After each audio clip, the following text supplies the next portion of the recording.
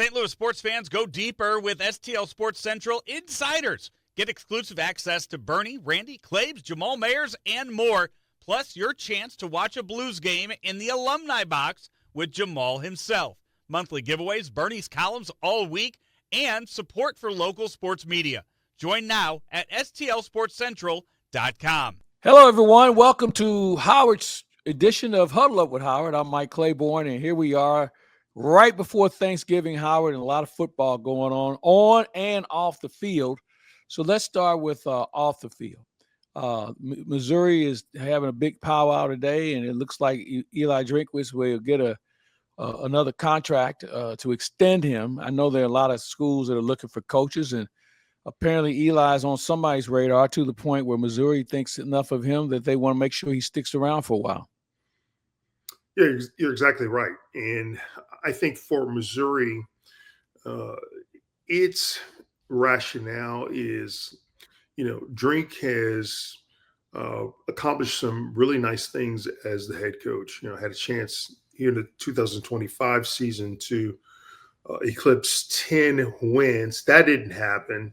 But, if not for a little bit of bad luck and some other things that went the wrong way, this team could have been, right on the verge of winning 10, either straight through the regular season or with a bowl win.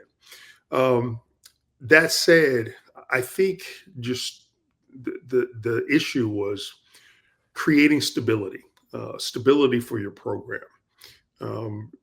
Knowing what Missouri went through the last time it hired a new coach, and that was Drinkwitz, these things aren't easy. There's an art to hiring a football coach. It's not a science. And so there's a lot that goes into it. But I think there's momentum there. I think the players that are in the program, speak very highly of the culture that he's building.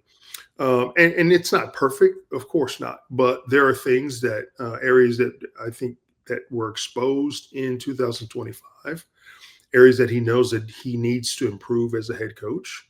Will he tinker with his coaching staff? That remains to be seen.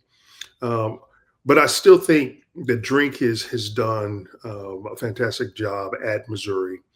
And I think the leadership at the university wanted to ensure that he's going to be here for the future, primarily for, I'd say, recruiting, but also, again, he's created something, and the trajectory is moving in a positive direction. There's no scandals involved with the program.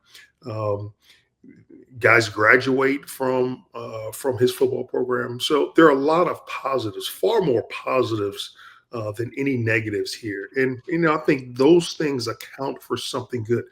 The model is look at a program like Indiana. Where Indiana was as a football program not too long ago, and you hired the right guy in Kirk Cignetti, and he's turned that program around, and they're vying for a college football championship. Will be for the second straight year. So I think Missouri would love to be in the same situation. They feel that they're capable of doing so with Eli Drinkwitz at the helm. And in fairness, he has energized the program, really kind of energized the athletic department. I mean, there's a lot of good things that are happening on the campus. And I think when he arrived, his youth and his energy certainly was contagious. So he's done a lot of things to enhance the rest of the athletic department also. My question would be, as we see when coaches get fired, they got to pay him $20 million, they got to pay him $30 million. What's the buyout going to be for a guy like him if 2 years from now you say this doesn't work? And I'm sure they've had a chance to think about it. Normally it used to be you would get your base salary plus a year, and then all the other things would go away, like the merchandise and the TV show and the radio show and all the other ancillary items that combine to create that lofty salary that you have. But I'm anxious to see what that buyout looks like on paper, where, it may sound like a lot of money, but maybe in term it really isn't as much as you might think. And, if there's nothing else, you have enough experience in seeing other schools scratching their head, figuring out how do we get to this point. So that'll be something I hope someone asks the question or has a chance to look at. It should be on public display, considering University of Missouri is a public university, on what that looks like. Yeah, totally agree. And listen, if they're smart, then you sort of work a deal where maybe the longer he coaches, that buyout figure continues to decrease over the years. Yeah. It could be tied to wins and losses also. So, if he's winning and competing and maybe playing for an SEC championship or gets into the college football playoff, maybe that buyout figure continues to rise. But if it doesn't, you know what I'm saying? It may be structured that way. We won't know until we get a chance to see what the deal looks like. Yeah, and the other incentives, as you just touched on, winning the league, winning the championship game, getting in the tournament, winning the national championship. Maybe it's also based upon graduation rate. I mean, there's a lot of incentives that can be plugged in to give you that lofty number that we're going to eventually hear about. Yeah, no doubt. Listen, I think the telltale sign is, fans are filling the seats. Three straight seasons selling out all their home games. And listen, Missouri had 8 home games this season and sold all of them out. And even when, things started to turn downwards, a lot of people thought that the Mississippi State game, which was the last home game, there wouldn't be a big crowd. Stadium was full. So I think people are believing in what they see. Again, that there's only going to be 12 teams that make a playoff. And it's better to be sort of on the cusp of making it than, way back in the pack with really no chance or even nothing foreseeable in the future of your team making it. That's not Missouri. That's not Missouri right now under Eli Drinkwitz. Final game for Missouri this weekend. They have Arkansas. Arkansas made a change early in the season from a coaching standpoint, and it doesn't appear that that's had an impact, but they have played better. And Missouri certainly would like to end the regular season on a positive note. And one of the things I thought about, we had Kerry Davis on a couple of weeks ago, and he said, what if Missouri and Illinois wins out? They could find themselves playing each other maybe in a playoff game or in a bowl game. Well, they're not going in that direction as far as the playoff is concerned, but they could easily find themselves playing each other in a bowl game. And that would be fun, I think, for people who are followers of both programs. And if you take it south, where the weather's good, you're going to probably get a good travel crowd as well. So it could end up being a positive note end to a season of maybe, I would say, disappointment, because I thought we all felt like Missouri was playoff bound. I think so too. And you talk about Illinois, the way Illinois started, they were rolling earlier and, hit a few obstacles along the way. But there are a number of bowls that I think that feature SEC teams and Big Ten teams at the end of the season. So it would be, 2 things: a good showcase for a good regional rivalry that will be renewed in a couple of years. And also, I think a game that rewards 2 teams that, in some ways are similar, but would be a good matchup for the fan bases. I'd like to see it. It will be one of the more, I think, exciting games in the bowl season, because we know that there's a lot of them that a lot of people just don't really want to watch, including us. So we'll see what happens. No, I agree. I think this year, because we have a pretty defined playoff group of teams, I think the teams on the outside looking in, they could be interesting. Now, the challenge is, as we've seen before, how many of your best players are going to play in the bowl game? Because, we've seen guys say, I don't want to get hurt, or I don't want to do this, or I'm going in the portal, whatever. I think that's the bigger challenge. And I think the committees who put these games together have to take that into account, that maybe some good players may not want to play. So is there an incentive to those players in playing? financially or some other way. And I give you the best example. Ohio State was loaded, but they had a bunch of guys that said, we're not playing Missouri. We're good. And hence the reason Missouri was able to beat them. And that takes the luster off the game. So I have to think that the committees and the universities have to create an incentive for players to be able to play that one final game and represent their school, and certainly the bowl game. Yeah, not sure what that incentive actually is. And from my standpoint, to me, you're just better off playing. I think you're sending the wrong message by opting out if you're not hurt. I think you're letting down your team. Yeah. To some extent, especially if you've been a player that has contributed a lot. To say that I'm preparing for the draft. Well, the draft is 4 months away, and there's no guarantee that you're going to be, drafted as high as maybe you think. There's too many factors that go into that. I think, every collegiate player can use as much experience as possible when they're moving on to that next level. Even a player like Marvin Harrison Jr., who opted out of the Cotton Bowl 2 years ago against Missouri. He has not lit up the league, especially in his first season. And I think that's an example of, a guy he's extremely talented, but may not have been as good as he thought he was going up against the caliber of talent playing in the NFL. And that's why, to me, the more experience you gain at the collegiate level, the more you benefit by the time you're able to move into the National Football League. Yeah, it's still about reps. And I don't think Marvin Harrison not playing in the Cotton Bowl, made him faster at the combine or anything along that line. And I think at some point we're going to have to call bullshit on that as far as why guys don't play. Yeah, and 50 years from now, when people look at the record books and see Missouri 14, Ohio State 3, no one's going to remember that Marvin Harrison or other players decided to opt out and play that game. We're going to see it for Mizzou, and that's really the only thing that's going to matter. Hey, Missouri, get ready. The wait is almost over. DraftKings Sportsbook, America's top-rated sportsbook app, is coming soon to the Show Me State, and you can sign up today.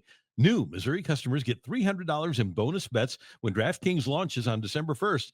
Download the app now and place a $5 bet when DraftKings goes live, and DraftKings Sportsbook will bring everything you need to elevate your game day, including live in-game betting, lightning-fast payouts, and endless ways to get in on the action, all right from your phone. And when DraftKings officially goes live in Missouri, you'll be betting with the sportsbook app trusted by millions. It's safe, it's secure, and has fast money withdrawals. Download the DraftKings Sportsbook app now and use the code STL Sports to grab $300 in bonus bets with just a $5 bet when DraftKings goes live December 1st in Missouri. That's code STL Sports in partnership with DraftKings Sportsbook. Gambling problem? Call 1-800-GAMBLER. 21 plus, physically present in Missouri. Eligibility restrictions apply. Bonus bets expire 7 days after issuance. Excludes customers who redeem pre-launch sign-up offer. Terms at sportsbook.draftkings.com/promos. All right. Wrap up on the college scene here for a bit. Now we're into the rivalry weekends. You have Missouri and Arkansas. You have the Egg Bowl. You have the Iron Bowl. Those are the games that when you look at them on the schedule, a lot of times they don't match up well, but there's such traditions to them that, as I was talking to someone last night about Auburn and Alabama, and he made a pretty good point. He said, Auburn has nothing to lose by playing Alabama at this point, and that's when you're a dangerous team. And I reminded him they have nothing to lose because they have nothing to win with. So, but it's still in all, as we've seen before, man, you're only 2 plays away from making a difference. And I think in this case, this weekend, teams have to be very careful. And I also wonder with the Egg Bowl and Ole Miss, how much of a distraction is Lane Kiffin, whether he's going to stay or not. And I think this thing has gotten way out of hand where he's got to wait until Friday or after the game Friday to decide on whether he's going to stay in Mississippi or not.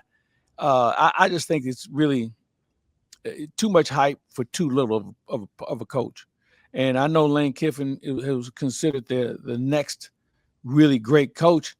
And again, he's another guy. I'm trying to figure out what game did he win at any place he's ever been that's made him this so-called phenom coach that everybody thinks somebody else wants.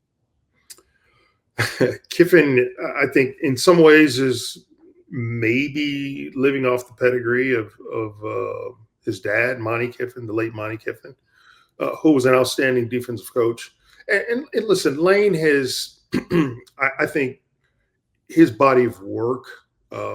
If you change his name and put someone else's on there, right, and you remove the drama, I think people would look at him and say, you know, this guy is a viable candidate for virtually any job. But I think the way that he presents himself in the media, you know, it's seemingly lots of attention and focus drawn to him, and I think he thrives in that. Yeah.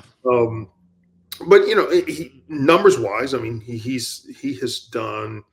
I think if you just look at some of his last couple of players that he has coached. The quarterback, Jackson Dart, Keywan Lacey, who transferred to Ole Miss from Mizzou this year, has had an outstanding season, and not necessarily a bunch of no name or easily recognizable names, but I mean, they've been solid over the last several years. I think it's best if a coach is in a situation that he's in where he's being rumored for a number of jobs. You put all that noise aside and say, look, you know, I'm not going to comment on anything, or no decisions will be made. I'm not going to answer any more questions until the season concludes. It's not fair to the fans of this program. It's not fair to the players either for me to be answering any questions. So if it were me, I'd just go mute. I would just move on to the next question, you know, and just say, I made a statement. I'm not going to answer questions about it. Speaking of moving on, let's move on to the NFL. And the schedule makers have done us all a favor for tomorrow, where we have some meaningful games. When you think about Green Bay at Detroit, now obviously both teams haven't lived up to the expectations that the season started with, but still they feel like they have a shot in that game. And then you have, I think it'll be the most watched regular season game of the year, Kansas City at Dallas. Two teams you have a reason to like, and two teams that you have a reason to dislike. So they'll go at 3:00. And then Cincinnati, I know they were hoping Joe Burrow was going to play. It doesn't appear that he is, but there's always Lamar. And whenever Lamar Jackson's on the field, things can be very entertaining. And then Friday, we have Philadelphia at Chicago. Chicago, I think when you look at them and their rise with regard to their division, and certainly the way they've been viewed in the NFL, you know, that could be a fun game, especially when you have maybe the challenging weather conditions that you will always see in Chicago at this time of the year. Yeah, all those teams that you mentioned are teams that have had issues of late for various reasons. If you look at the quarterback situation with Baltimore, you know, and Cincinnati, two of its primary players, the quarterbacks, have both been out with injuries, and their teams seemingly have struggled as a result of that. And the quarterbacks always matter in these games. Even looking at the Dallas game, Dak Prescott versus what's his name? The guy that plays for the Chiefs, Patrick Mahomes. You know, even Mahomes he's been I won't say up and down, but he hasn't had the same impact on his team, I think, because of the losses. The luster seemingly has gone a little bit, but they're still the Kansas City Chiefs, and they're still coached by Andy Reid. And you know that they're still going to be in the playoff hunt, I believe, when it's all said and done. Well, neither one of these teams can afford to lose another game. No, that's true. I mean, so the desperation is certainly there. Yeah, Dallas won a big game on Sunday. You know, I think a lot of strange things that happened in a game, being down 21 points and somehow finding a way to come back and tie the game and ultimately win it. A lot of mistakes by the world champion Philadelphia Eagles. But listen, that's a division rivalry game that has meant a lot, to that division and to both ball clubs for a long, long time. So it's not as easy as just making a check mark for either team at the beginning of the season and say this is going to happen. So, but surprisingly, Dallas is still in it as a result of what they were able to do. And, maybe the way that they won and came back in that game is something that will provide significant impetus for them for the rest of the year. And Chicago, Detroit, I mean, look at who would have thought that Chicago would be in a situation where they're reeling off as many consecutive wins as they have. But I think the difference maker has been the head coach, Ben Johnson. And then you see his absence in Detroit, I think has affected that offense and Jared Goff a little bit to the point where they're just not as dominant as they have been the last couple of years. Hey, going back to the Thursday games. Now, we see it a lot more, obviously, with the games traditionally set on Thursday night with the season. What's that like for a player perspective as far as preparation? Because, you're getting short at a couple of days. You don't have as much time to prepare. Or is this one of those situations where you basically have that game plan in ahead of time where you're using part of your other practices during the course of the other weeks leading up to make sure that, okay, these are the things this team likes to do. We'll work on this a little bit every day compared to having that full-scale practice that you would normally have on a Thursday, because now you're playing on a Thursday. Yeah, the scouting for that particular game happens well in advance because that it's going to be a short week. And for Dallas, a team that plays like Detroit plays every year on Thanksgiving, you already know what that week's going to be like, right? From a player standpoint, I actually liked it because, the physical part just didn't occur, right? During the week, you didn't have the heavy practices, more walkthroughs, so your body could actually recover. And usually after a game, it takes, probably 3 days, sometimes 4, for you to fully recover and be to the point where you feel like you can play a game. And then with the reduced practice schedule, more walkthroughs, that recovery time is going to be sped up. So when Thursday arrives, it's just installation of the game plan. The physical part of it, listen, you've already played 11, 12 games already this season. So it's just a matter of getting right mentally. If you have any, physical limitations, you get treatment and be ready to go on Thursday. And the best part is if you win, you're going to get 3 days off.